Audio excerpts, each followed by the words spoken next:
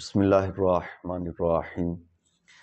امام محمد غزالی رحمۃ اللہ تعالیٰ علیہ نے اصلاح نفس کے 4 اصول ذکر فرمائے ہیں۔ نمبر 1 مشارطہ، نمبر 2 مراقبہ، نمبر 3 محاسبہ، نمبر 4 مواخذہ۔ مشارطہ کیا ہے؟ آپ فرماتے ہیں اپنے نفس کے ساتھ شرط لگانا کہ گناہ نہیں کرے گا۔ مراقبہ یہ کہ کیا کوئی گناہ تو نہیں کر بیٹھا۔ محاسبہ یہ کہ اپنی نیکیوں اور گناہوں کا حساب لگائے، گنے نیکیاں کتنی ہیں اور گناہ کتنے ہیں۔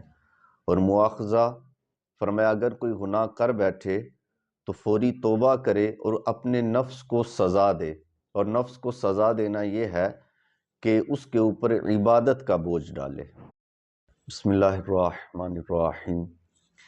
امام محمد غزالی رحمۃ اللہ تعالیٰ علیہ نے اصلاح نفس کے 4 اصول ذکر